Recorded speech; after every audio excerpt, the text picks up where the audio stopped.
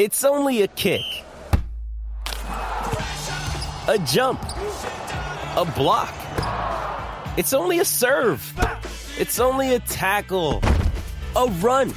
It's only for the fans. After all, it's only pressure. You got this. Adidas.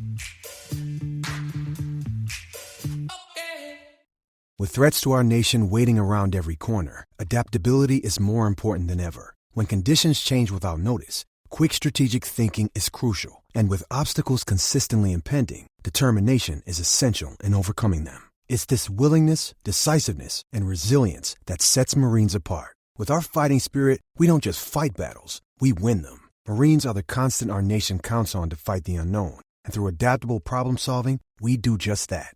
Learn more at Marines.com.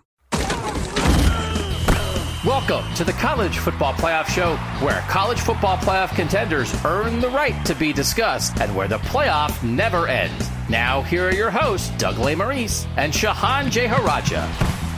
Thanks, you guys, for joining us. The rankings are actually here. We're recording this about 45 minutes after the final conference call with playoff committee Chairman Gary Barta. Shehan and I were both on the call. They didn't call on us. We think on us it's a conspiracy, we think, because they know nobody is more hard-hitting than the people here in the College Football Playoff Show. So we're going to talk a lot about the rankings that were released on Tuesday night. Shehan, I liked 3 or 4 different things the committee did with the rankings, and I hated one thing. What do you think?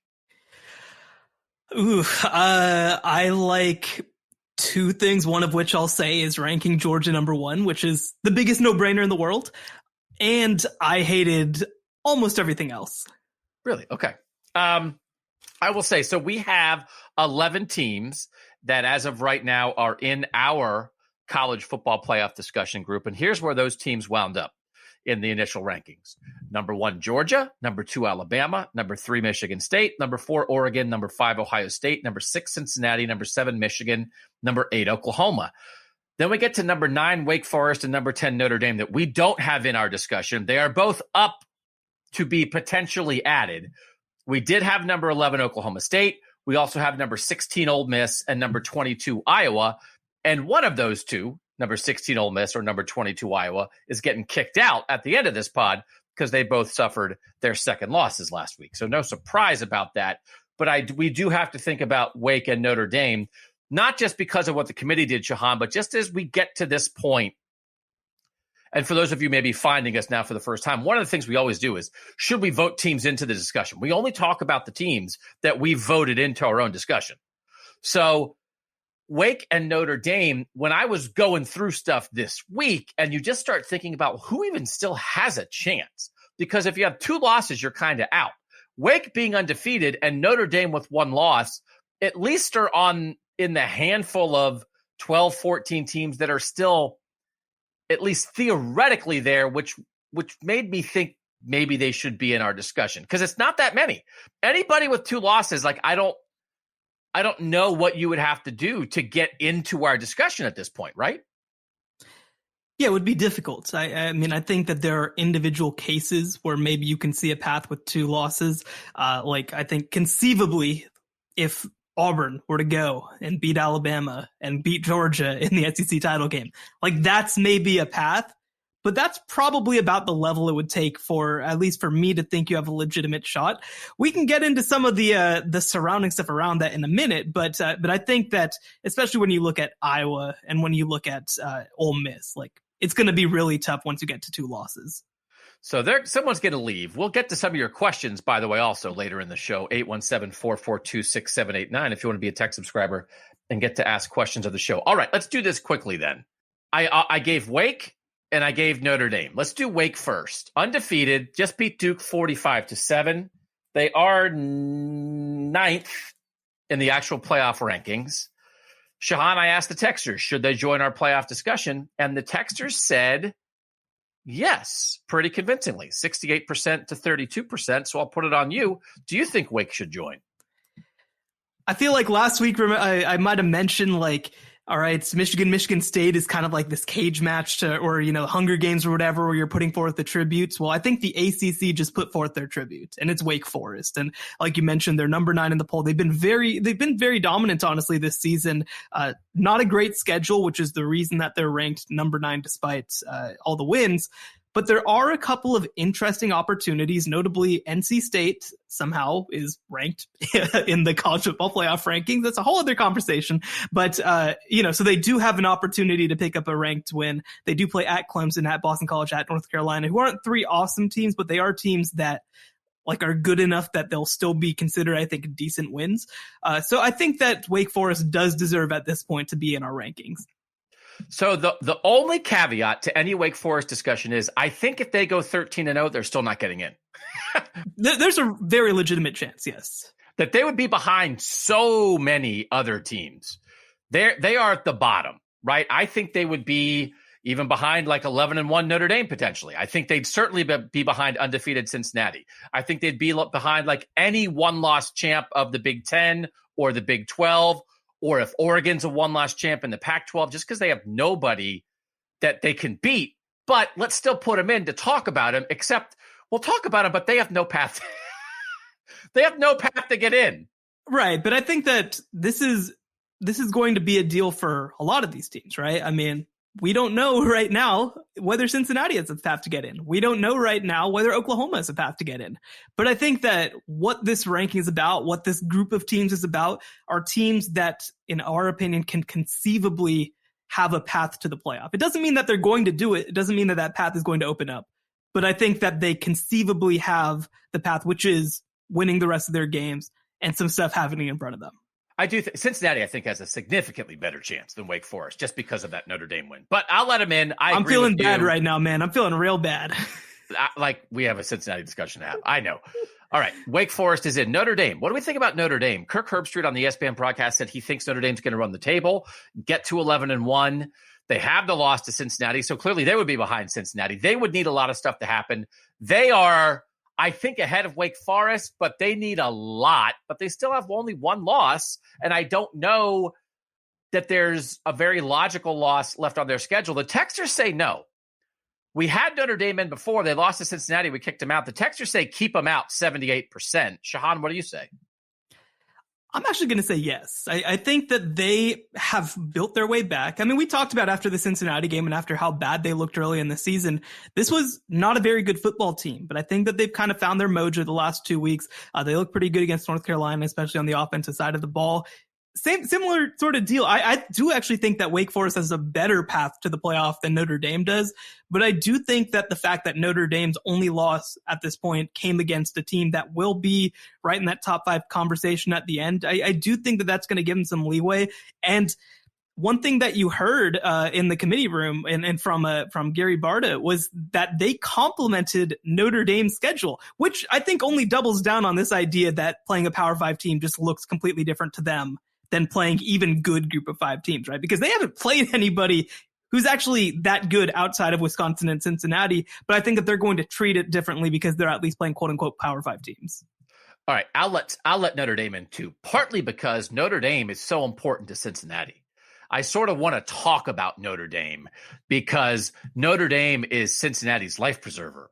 And the committee did one of those things where like Cincinnati's like, hey, could you like give me a hand, pull me up on the boat? And Gary Barta is like shoving their head back in the water. But Cincinnati's still rocking along on that Notre Dame life preserver. So let's talk about Notre Dame in our discussion. We'll put them both in, even though the texter said no on Notre Dame. That brings us to 12 teams for now. But actually, it brings us to 13 teams for now. So we're going to max out at 12 for the first time in a while. But we're going to thin out then in the next couple weeks. We're at 13 right now. We're going to kick somebody out at the end of the show to get back down to 12 because we can't end a show with more than 12. Now let's get down to the brass tacks. Daniel asks from the tech subscription, what stinks the most to you guys? Shehan, what are you the angriest about with this committee right now? So I knew that Alabama was going to have a chance to be in the top 5. Despite losing a game against Texas A&M, a Texas A&M team that also lost to Mississippi State. And I knew that they're going to have some implicit credibility. One thing we talked about in the preseason is that Alabama is the team perhaps with the most implicit credibility of any team in the country. Not even perhaps. They are. They are the team with the most implicit credibility in the country. And so to a certain extent, it almost doesn't matter what happens on the field because you just kind of assume that Alabama's good, right? And that's kind of how this whole, I mean, Florida got into the top 10 because they didn't lose that bad to Alabama, and Florida looks like a terrible football team right now. But when it came up and Alabama was the number 2 team in the poll, it's like, why bother playing football? Because what they've done to this point, they lost to Texas A&M, a team that is perfectly okay, perfectly fine. They beat Mississippi State, and they put Mississippi State in the rankings for losing to Alabama, even though Mississippi State also has losses to LSU, who's terrible, and also to Memphis, who's 4-4 in the American Athletic Conference. Like, I don't know what to do with this information. What is this? They struggled at times against Tennessee. They didn't look very good against Florida. Like, at what point do the games actually matter when you're Alabama? Like, being in the top 5, fine. But compare them to a team like Ohio State, who has a much better loss and has looked more dominant outside of that. Compare that to a team like Michigan State, who didn't play a great schedule up until this past weekend, but then beat a top 10 team. And compare them to Cincinnati, who has a top 10 win and no losses and really no games that they've really struggled in to this point. Like, what are we doing? And the thing that I hate the most about this, and it's just the first ranking, I don't want to like lose my mind on November 2nd. There's a lot of football left to happen, and Alabama could lose a game before the SEC title game. But the thing that I think is concerning to me, and the thing that I wanted to ask Gary Barta about that, I didn't get called on, was if the committee looks at the field and says, number 1 is clear, it's Georgia. Number 2, heading into the SEC title game, also very clear, it's Alabama. Does that set up a world where number 2 Alabama loses to number 1 Georgia in a close game, and the committee decides, oh, well, we shouldn't really ding you for losing to the number 1 team in the country. You're still in the top 4. So this is the entire discussion. This is the discussion for the season. This is the whole deal. I am not surprised. I do think the easiest paths for anybody, right, are Georgia. Georgia's going to be in. Then you have a one-loss Big Ten champ, whether it's Michigan State or Ohio State or Michigan, right? You have Oklahoma as a undefeated Big 12 champ who they're going to rise in the rankings. They're 8th right now. We'll get to that, but they're going to rise because their 3 best potential wins are ahead of them in the last 3 games of the regular season, and Oregon winning out, right? If all that happens, then your 4 playoff teams are going to be Georgia. Alabama goes and loses to Georgia in the SEC title game. It's going to be Alabama, Oklahoma, Ohio State, and Oregon. Cincinnati needs either Oklahoma or Oregon to slip up because there's enough ways, I think, for a Big Ten, one-loss Big Ten champ to be there, right? Or Cincinnati needs like a big upset in the Big Ten championship game. But basically, if those are your assumed 4 teams, Cincinnati needs one of those things to go wrong for Cincinnati to get in.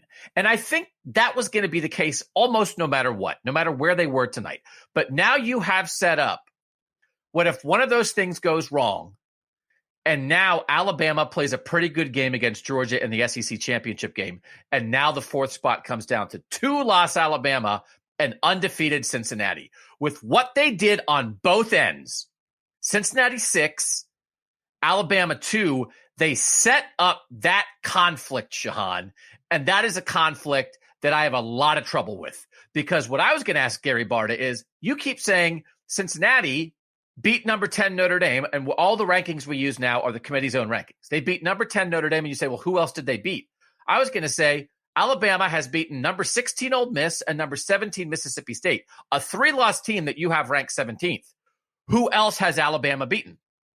Because the other 5 Alabama wins, none of them are against FBS teams with winning records.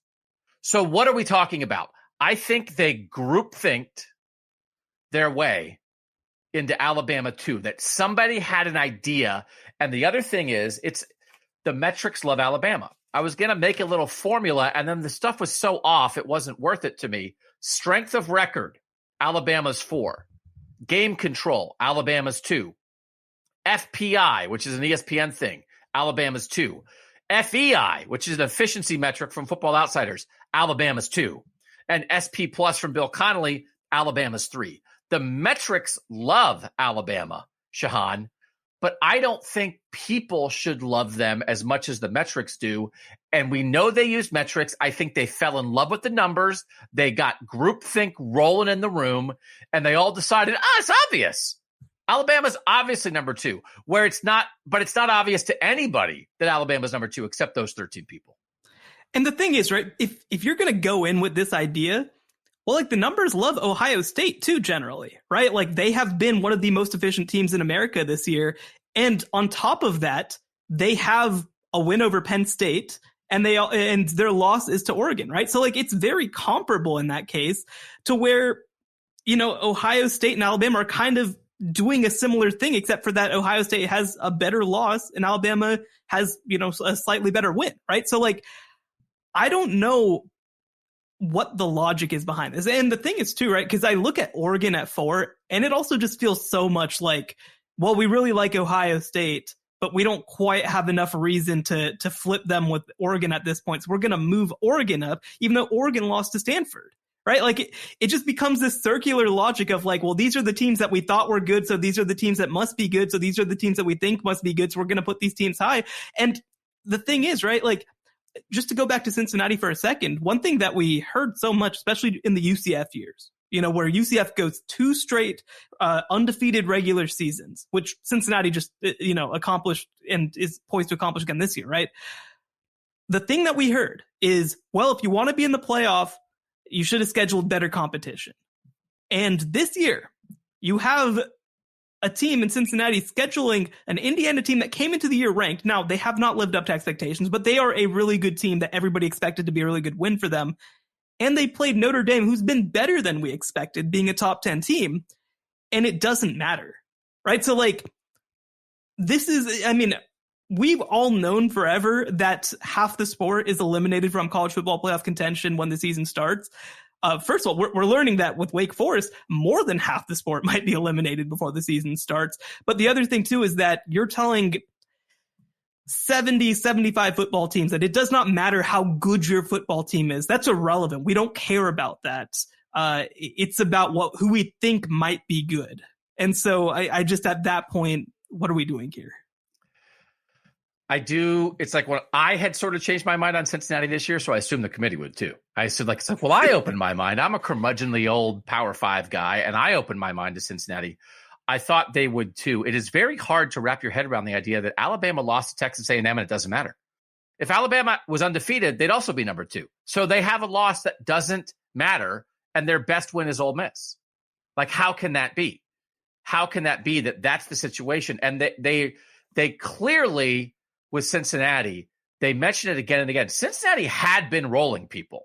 Then 2 weeks ago, they play Navy. They win by a touchdown. Navy screws up everybody. You come out of Navy bloody and bruised, and it's hard to prepare for them. And Gary Barta even said that on the conference call. Well, we know it's a service academy option team. That's tough. They really are mad about Tulane playing with Cincinnati. They really are mad about it. But it was 31-12. They did win by 3 scores in the end. And by the way, you know who only beat Tulane by 5 in the opener? Oklahoma. So Tulane's 1-7, but they've kind of played with some good teams. They brought up the Tulane thing again and again. But then I would say again, Florida stinks. Alabama almost lost to Florida. Where's that? But it was absolute groupthink. And either somebody was afraid or unwilling to put the brakes on it.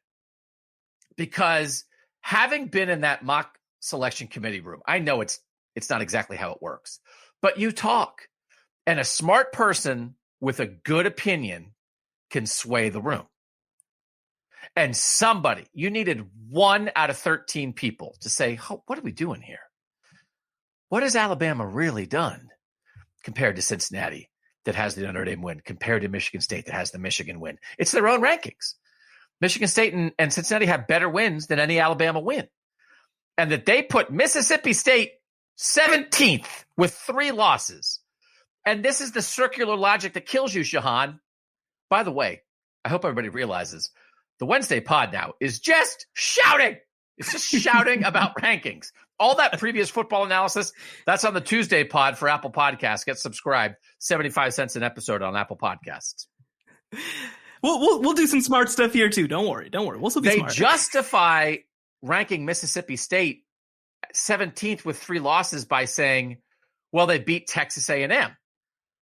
So beating Texas A&M, the fact that Alabama beat Mississippi State and Mississippi State beat Texas A&M, that's good for Alabama that Mississippi State beat Texas A&M because it justifies Mississippi State and makes their Mississippi State win better. But somehow it does not lessen the Texas A&M loss because they didn't say, you know what, Alabama lost to Texas A&M and Texas A&M lost to Mississippi State, which actually is the way that I would phrase that little circle.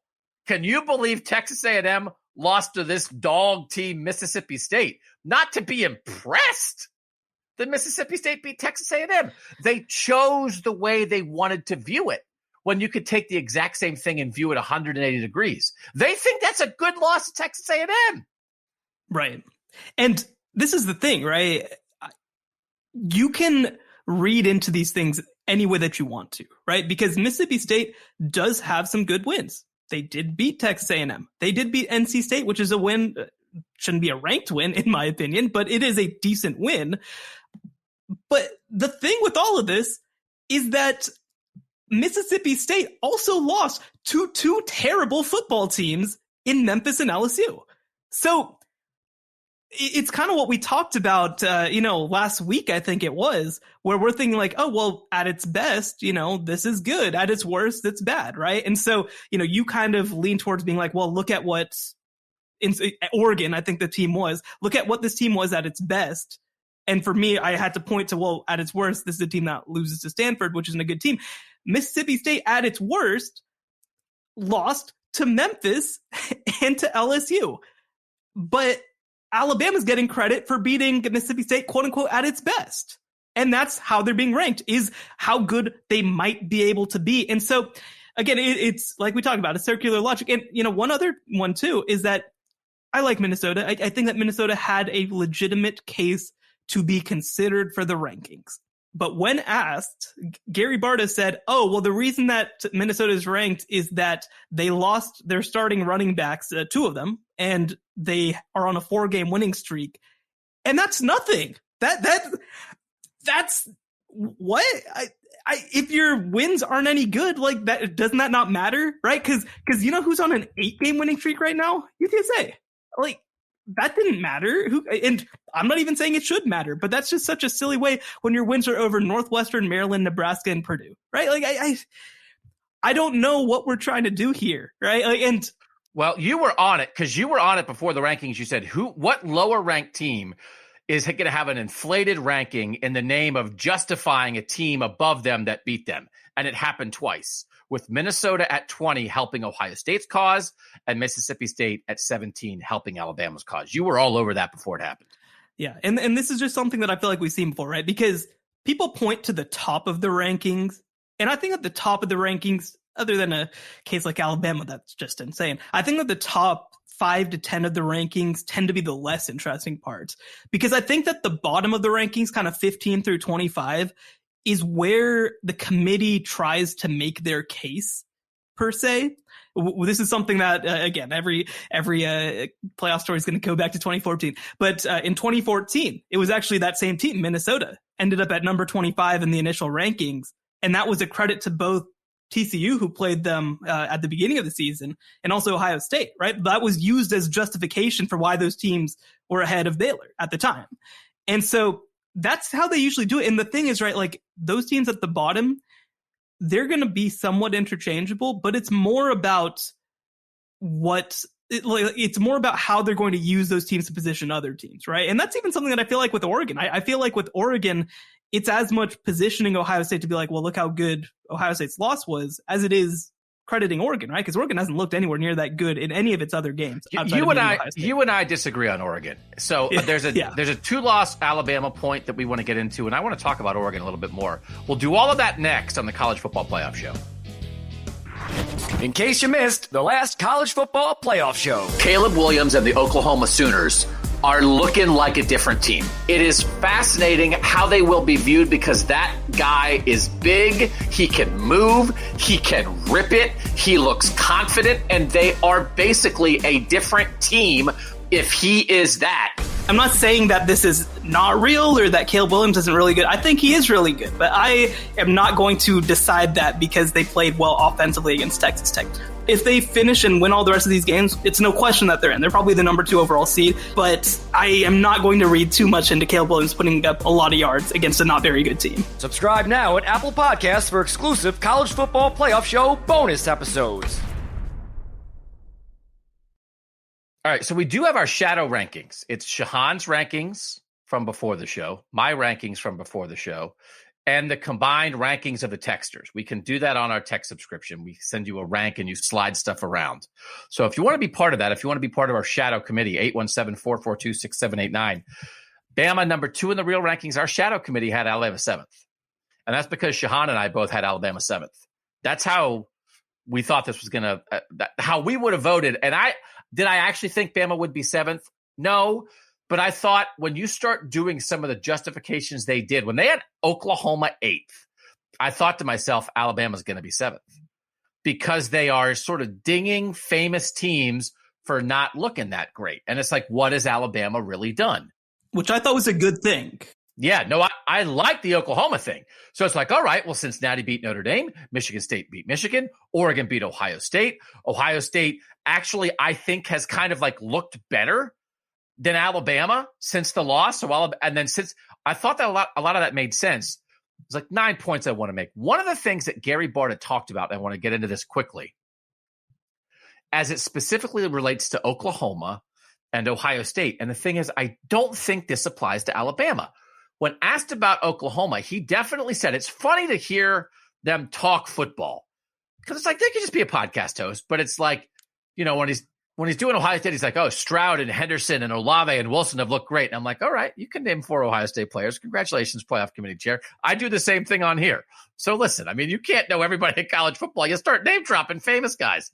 But he said Caleb Williams at quarterback for Oklahoma.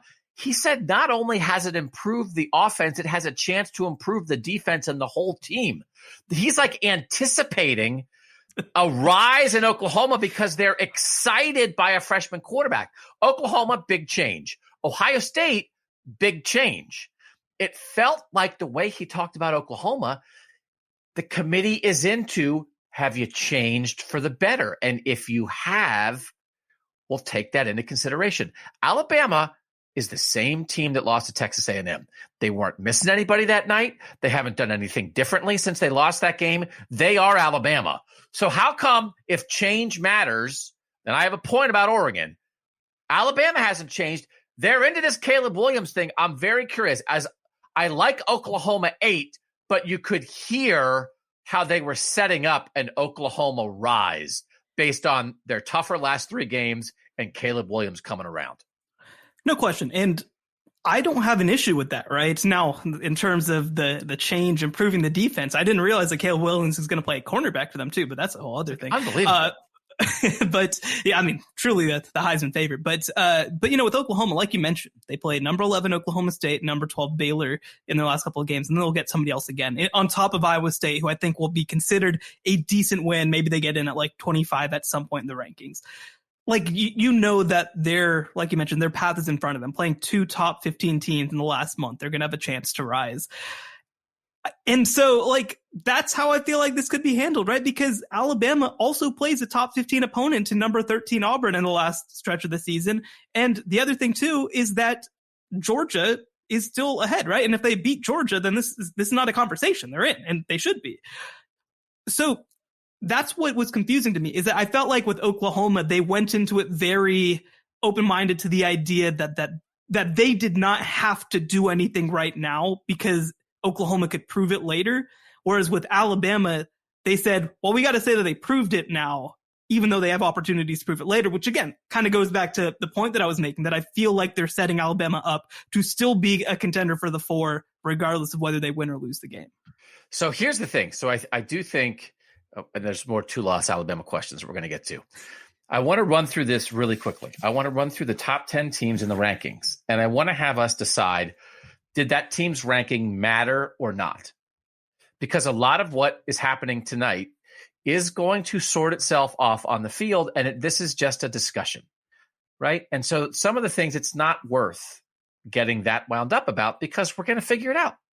We're going to figure it out, right? So Alabama at 2, I initially thought Alabama at 2 fit that, and now I actually think it doesn't fit that. But Georgia at 1, does it matter? Of course, Georgia was 1, but like, you know, even if they were 5, it's like, well, if you win the SEC, like they're like it, you know, it kind of doesn't matter where they were, but they're going to be number 1. The only reason that I think that it matters is that I think that it guarantees them a spot regardless of what happens in the SEC title game. If they were 4, I don't think it matters. But at the same time, that's the only way that it matters. 1 loss, Georgia is still in no matter what, I think, whether that loss happens in the regular season or happens in the SEC title game. All right, Bama at 2, does it matter? Officially, our opinion on this is it does or it doesn't? For me, it does, because I do think that it can set up the idea that once they beat another top 15 team, that they still deserve to be in, regardless of having 2 losses.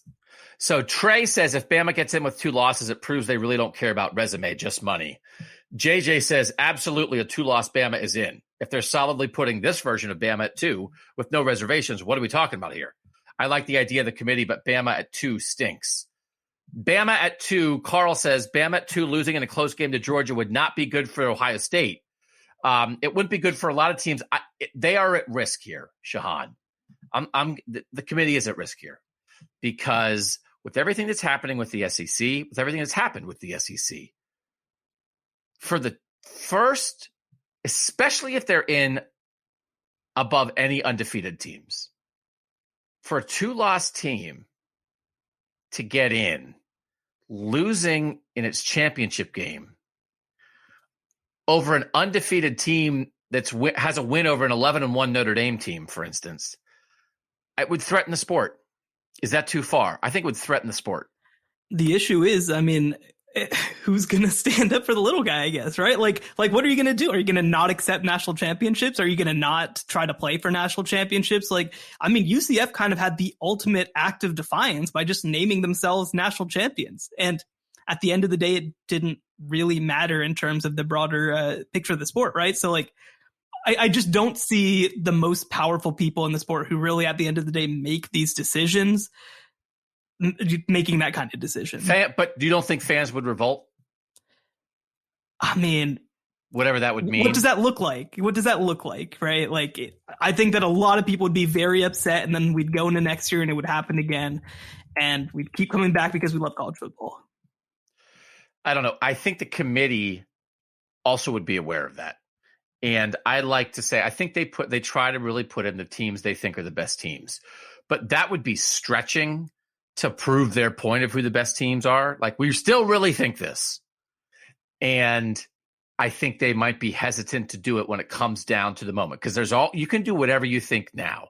And then when it comes down to the only time it actually matters, are you willing to do it?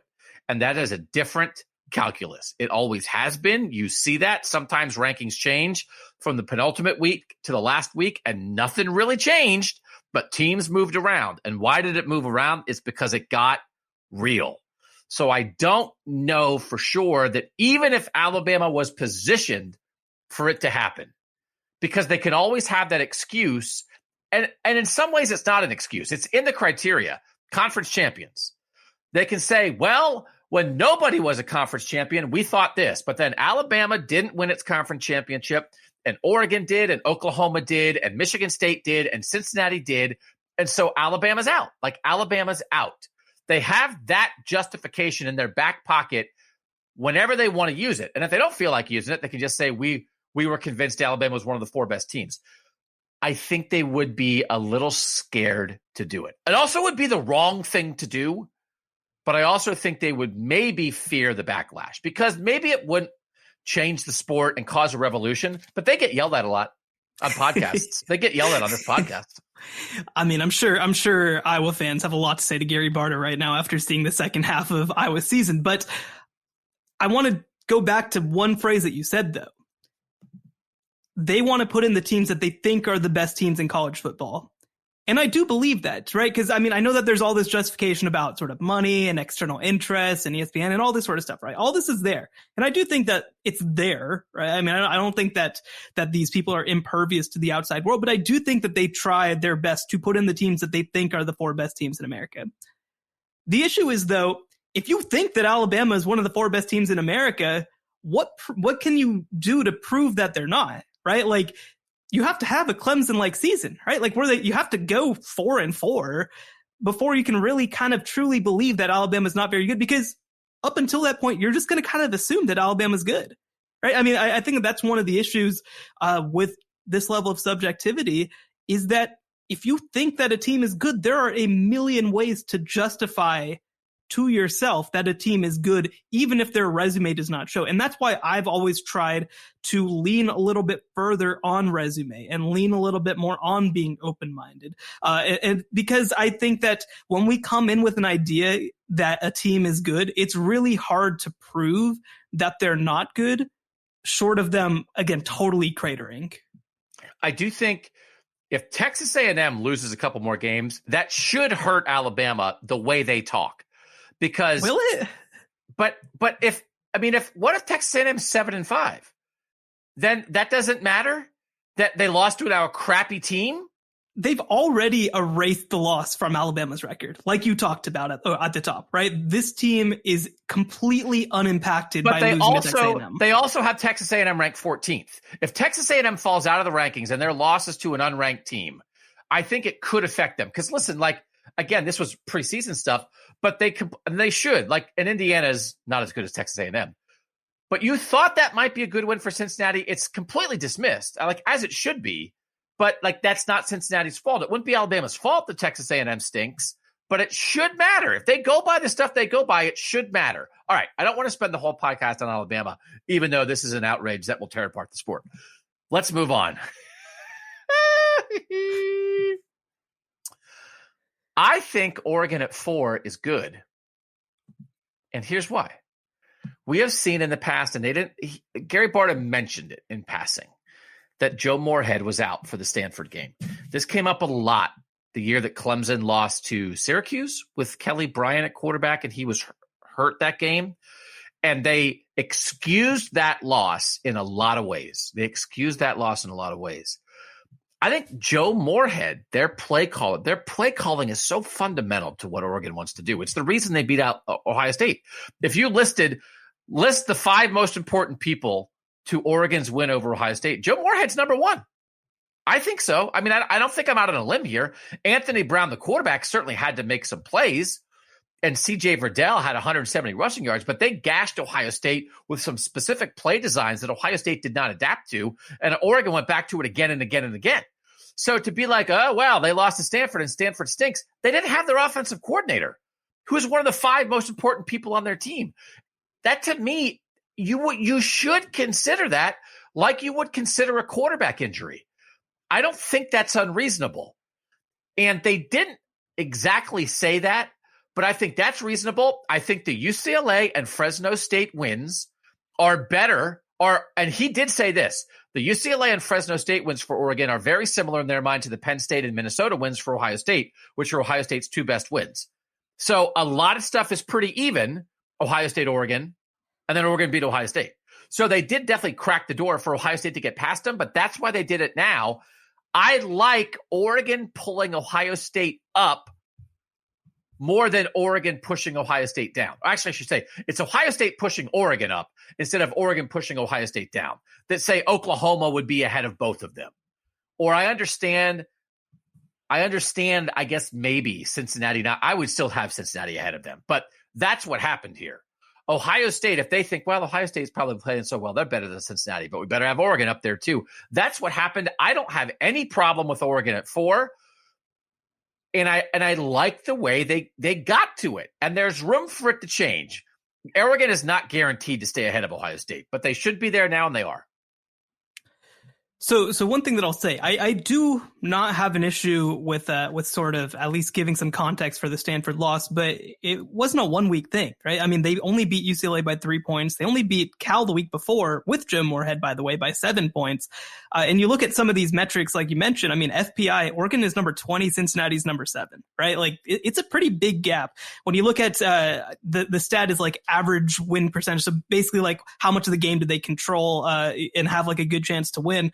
Oregon is 9th and Cincinnati 6th, right? So you look at what they've done. I mean, yes, it has to be said. Oregon went on the road and beat Ohio State. That's something that matters. That's something that's significant. And you don't take away that win. But if you take away that win, I mean, Cincinnati and Oregon's cases are not that different, except for that. Well, and even actually you include it. I mean, because you do have another top 10 win against Notre Dame to kind of compare. Like these are not extremely different cases, and Oregon has the loss to Stanford and the close performance against Cal, who's not that much better than some of the teams that we talk about, Cincinnati playing with their food, right? Like, I mean, this is a 1-win Cal team right now, unless they won last week, which I don't know. But like, this is a season-long trend of struggling. This is not 1 week. This is not, against Stanford, something completely out of the ordinary happened. This is something that's happened the past couple of weeks. And so I'm just not willing to overlook that, especially when you're comparing them to Cincinnati. I get it. But you did not have Oregon ahead of Ohio State in your own personal rankings, but you're okay with Oregon being ahead of Ohio State? Totally. But you just would think that Cincinnati should be ahead of both of them. If this was Oregon 5, Ohio State 6, Cincinnati 4, I'd have a much smaller issue with it. But I think that that's the part of it that's egregious to me. Okay. I buy that. I want to get back to Bama a little bit because we have a good question here. It's from our guy, Chuck, full disclosure, who's a Bama fan. This is interesting. This is why we want to have even more tech subscribers who are fans of different teams, because we want to be able to talk about the big picture with people who are coming at it from different views. Chuck says, I'm a Bama fan, but I try to stay objective as possible. He's saying that Alabama flat out dismantled the Mississippi State team that beat Texas A&M. That might have something to do with it. I also wonder how much they think about the fact that 1 and 2 seem to be on a collision course and it might not matter. He said the best thought of the night was by Kirk Herbstreit. This is a process designed for the end of the year, which I do think is worth keeping in mind. It is designed to take everything into account when everything's over. We know why they do it. I'm glad they do it, right? I'm glad. It's good for the sport, even if it drives people crazy. I don't know if they're taking the SEC championship game into account, but there just was a lot of talk tonight, Shehan, and you just did the same kind of talk of you won, but you look like crap. You won, but you kicked somebody's butt. And that happens all the time. That's part of that game control metric that was a thing they talked about a ton the first couple years. And then they said, well, it's not really a metric. It's kind of just the vibe of the thing. But they really do ding you for almost losing. They do. But they also sort of subjectively forget that Alabama almost lost to Florida. Like they ding you when they're in the mood to ding you, or they ding you when it happens again and again and again. I think the metric argument is the best argument for Alabama, and I don't think Gary Barta said that very much. Like he didn't say, hey, all these metrics have Alabama in the top 3. 2, 3, 3, 2, 2, 2, 2. That's what I would have said. Should dismantling teams matter? All right, they blew out Mississippi State and Mississippi State 17th. That matters extra? I think it can, but like I think that this just gets back to the point that I think that Mississippi State probably shouldn't be as ranked as high as it is, right? Like I think that's sort of where we run into issues. And the other thing too is that I mean I do think that beating a team comfortably versus not comfortably matters. But I don't like to go into it and be like, well, you only beat a team by this much versus this much, right? Like Alabama beat Mississippi State by 40. Cool. I mean, it would have made very little difference to me if they had beaten them by 20 versus 40. I don't think that per se running up the score to me means that much, right? Like, I just don't think it does. If you are in control of that game, if it's a comfortable win, if you win it easily, which to me, like Cincinnati did against Tulane, and a lot of this conversation is going to come back to Cincinnati. I don't want to keep coming back to Cincinnati, but you know, that's what matters to me. If it's a close win versus a big win, those are the only two things that matter to me. So like, yes, it matters, but it only matters so much. Yeah. Okay. I get what you're saying. There's a threshold to the blowout, right? You don't get bonus points for winning by 80. I will say one of the things that I have a tough time with, and this is the thing with metrics you have to keep in mind. You can cite metrics and then sometimes it shows you some things and it's like, well, I don't know if I agree with that. All those metrics that I cited, those 5 things that I tried to combine and do a ranking, they had Michigan 3rd. Yeah. Georgia 1, Bama 2, Michigan 3rd. Nobody thinks Michigan should be 3rd. Like they have Michigan ahead of Michigan State. Right. So it's like, well, okay, metrics, like I respect you, but what are we talking about here? Right. Like, did you watch that's where it gets hard for me that if you say, hey, well, Bama is winning the metrics game, it's like, oh, cool. You mean the same metrics that have Michigan 3rd? Because they don't have Michigan 3rd. So they have Bama 2nd, but the committee has Michigan 7th, although frankly, 7th was actually higher than I thought Michigan would be. Yeah, no, and I didn't have a huge issue with Michigan being 7th. I mean, they lost really close against Michigan State, but I think to me, to point to one particular metric, right? Like the thing that's going to come up over and over and over and over again, especially when talking about Cincinnati, is going to be strength of schedule. And it matters, right? Like it matters that you play a lot of good teams. The thing to me that I think that we go sometimes a little far with it is I don't want to make a decision about who deserves to be in the playoff over like who the 8th to 10th best teams on your schedule are. You know what I mean? Like if it is just, if Bama's playing 4 top 10 teams and Cincinnati's playing 1 and then a bunch of teams outside of the top 50, okay, we can have the conversation. But like, if it's just like, okay, well, Cincinnati's teams that they're beating are in the 60 to 80 range and the teams that Bama's beating are in the 40 to 60 range. Like both those teams should win all those games, like right. It's substantially better, of course, but like at what point is it actually something that matters? You know what I mean? Like, and I understand like if Cincinnati, it doesn't look like they're going to get to play another ranked team because SMU and Houston are amazingly outside of the top 25 in favor of Wisconsin and Minnesota, but they might not get to play another top 25 team on their schedule.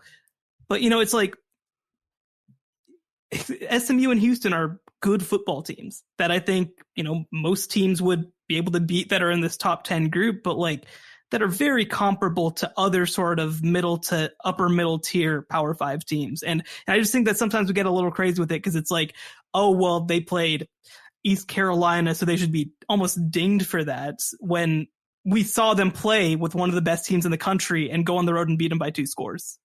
Yeah, Alabama has wins over 4-4 Miami, 4-4 Florida, and 4-4 Tennessee, and Cincinnati would beat all those teams. So like what is like UCF's 5-3 or whatever, and Cincinnati beat them. It's like, what's the, they really got, again, the Tulane thing really bugged them. Chuck also, our Bama guy, says, I think part of the Alabama ranking is that the loss to Texas A&M was on the road in a close game, and the Aggies have been on fire since that game, and plus it's Alabama. They've been built up with the committee. Dustin says, can I just say that I don't get why Bama is 2 unless you're factoring in the past and not just the season? I would be fine with them over Ohio State, but ahead of Cincinnati. Cincinnati hasn't lost and has a better win than Bama. That's the thing. That Notre Dame win, I can't believe it didn't matter more. The thing I will say real quick about Alabama or about Texas A&M looking awesome in their next 2 games is that they played Missouri and South Carolina. So let's just tap the brakes on that one. Yeah. All right. Eric does say, how is 5-3 Mississippi State ranked 17th? Is that purely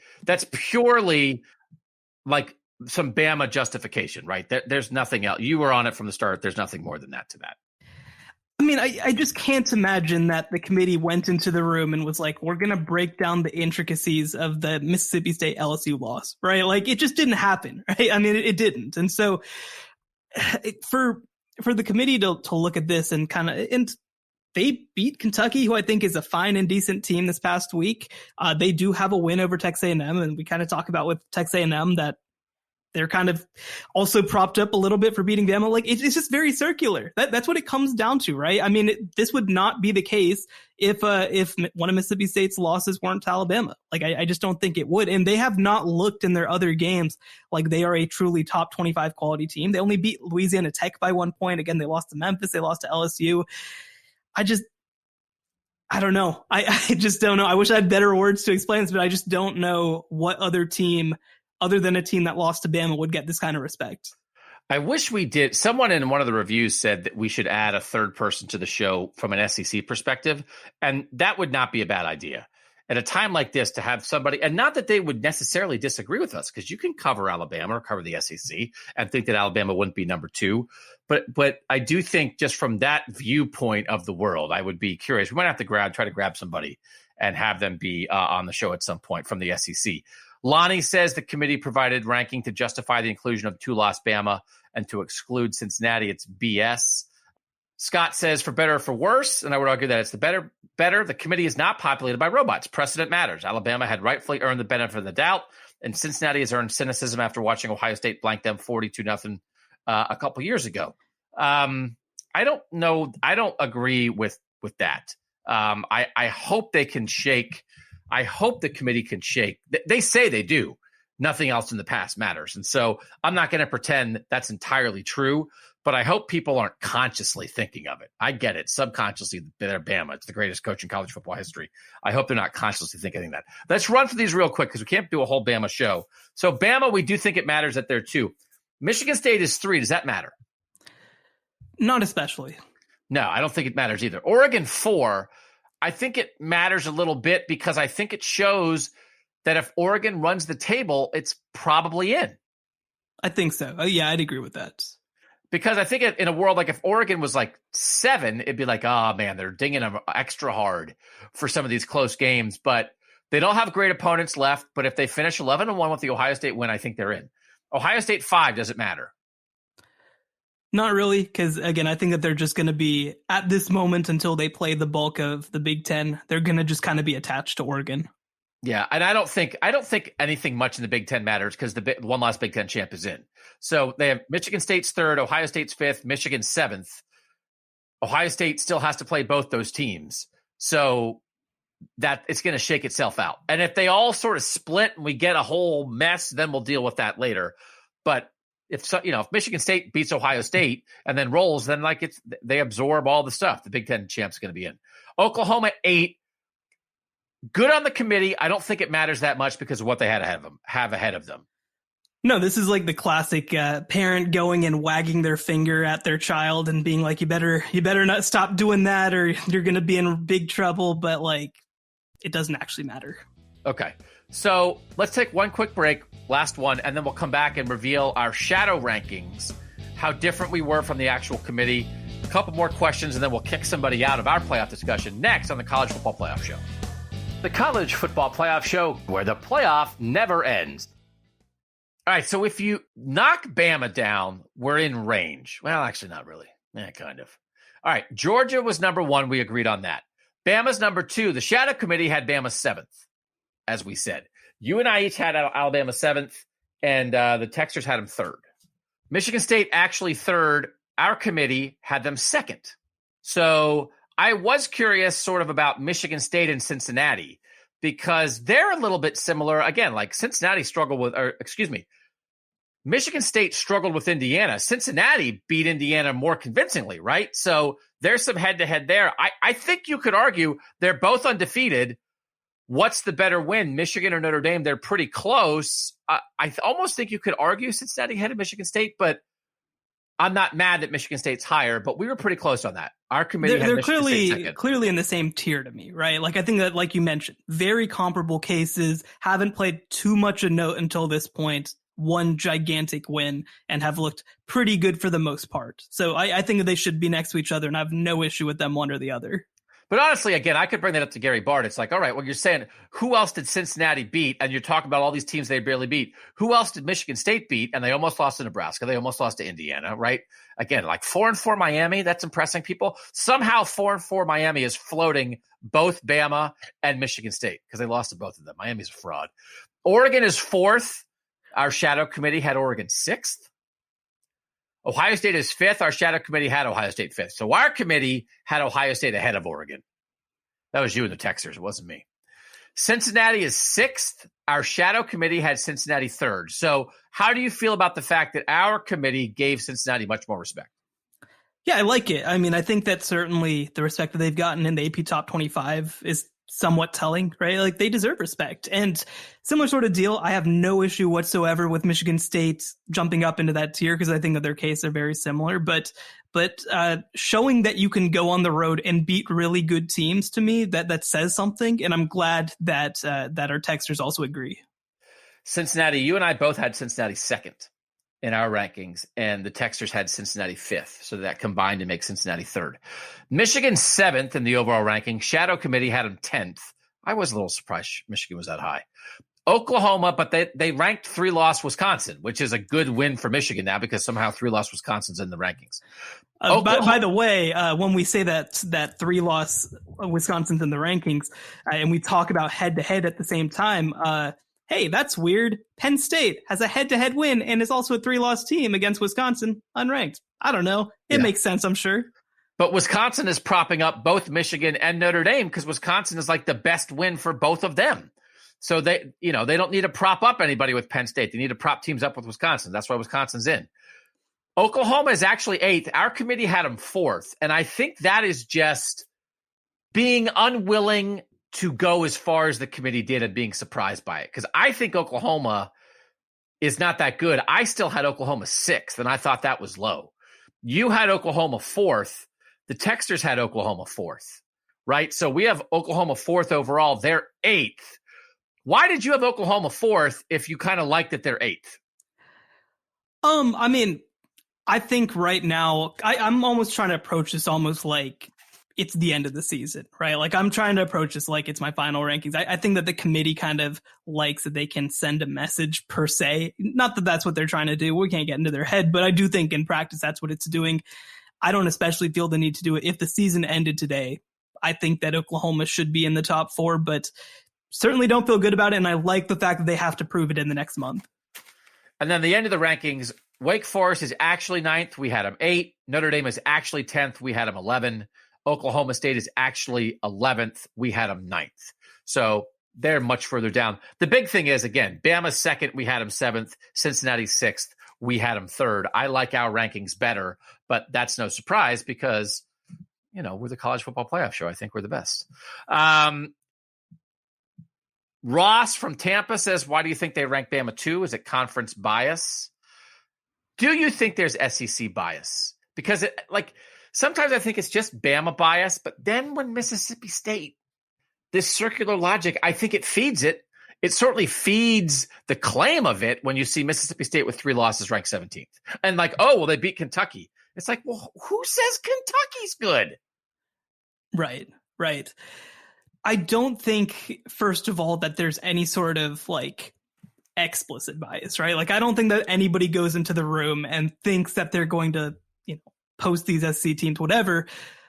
I do think that a lot of it is Bama bias. I do think that I'm very curious to see, and it'll be different because Texas and Oklahoma will also be part of the SEC, but I'm very curious to see a post-Nick Saban Alabama and how they're treated by a group like the committee, because they have a lot of implicit credibility like we've talked about, and they deserve it. They're a really good team. I think another thing that plays a big part in this, and again, this is more of an implicit thing than an explicit, is I think we've talked about before, recruiting rankings play a big part.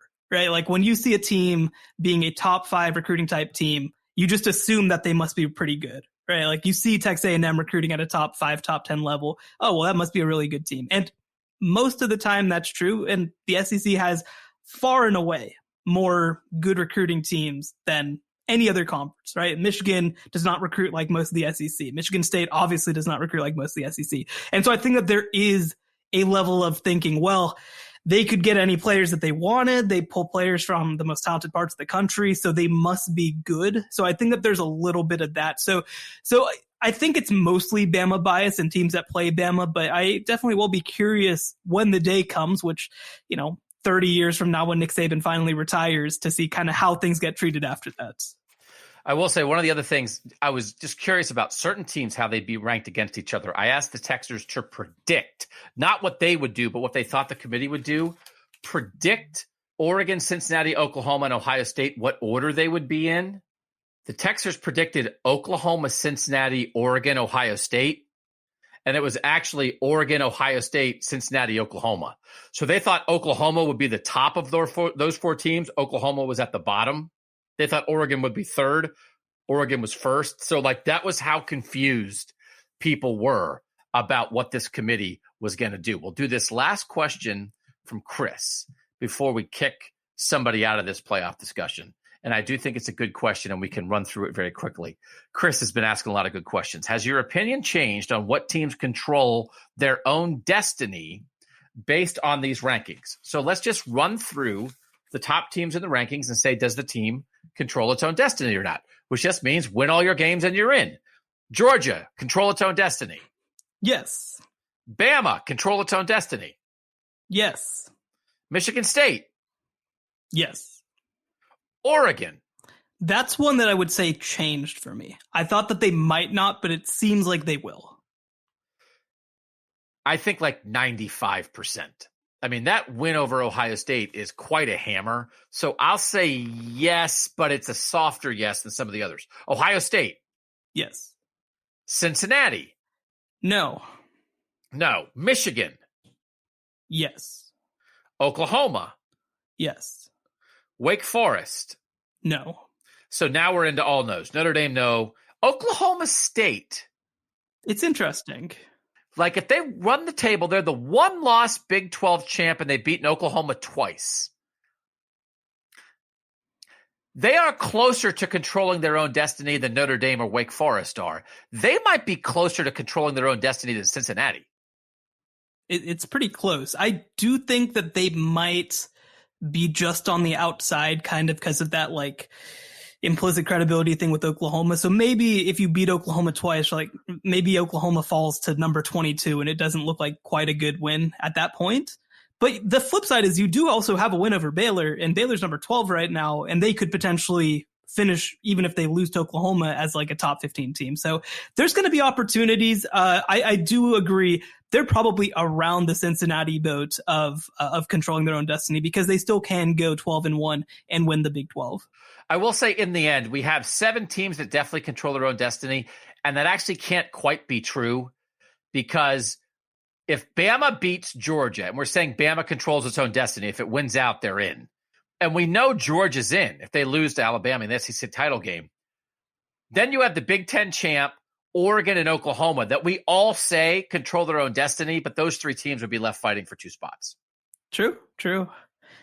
So, but I still am okay saying it because I think you control your own destiny in a realistic kind of view, that not all the stuff that possibly could happen perfectly is going to happen. All right, let's kick somebody out. The choices are the teams that lost last week to suffer their second loss. 6-2 Iowa, 6-2 Ole Miss. Iowa lost to Wisconsin, got rolled. Ole Miss lost to Auburn. Lane Kiffin looks sad. Shehan, who do you think we should kick out? Since beating Penn State, Iowa has been outscored 51-14 in its last 2 games against Purdue and Wisconsin, which, by the way, Purdue got into the top 25 after beating Iowa, which is hilarious. But, yeah, it's Iowa. Purdue also cited in Minnesota's super hot 4-game win streak. They beat Purdue. Without their running backs, man. Without their running backs. But their running backs aren't coming back. That's credit. It's not they lost these guys, but they're going to come. It's they lost their best players. That's why we ranked them. That's not a good thing. So, yeah, I've been wanting to kick out Iowa. I can't believe they're still in it. I'm definitely Iowa. The texters, definitely Iowa. 80% say Iowa is out. 20% said Ole Miss. But Ole Miss, you're on the clock for next week, baby, because we kick somebody out every week. All right, Iowa's out. That gets us down to 12. We have our group of 12 that we talk about, and we now have the rankings to go by. There was a lot of shouting. If you just are joining us for the first time, there's more shouting than usual. I mean, I shout, but that was more than normal, right? You got us right off of the committee ranking, guys. You got us right off the conference call and not getting called on to, which, so that gets our blood pressure up. You got the pure, uncut Doug and Shehan on this podcast, I think. And guess what? You're going to get it the next month or so as we continue to do this.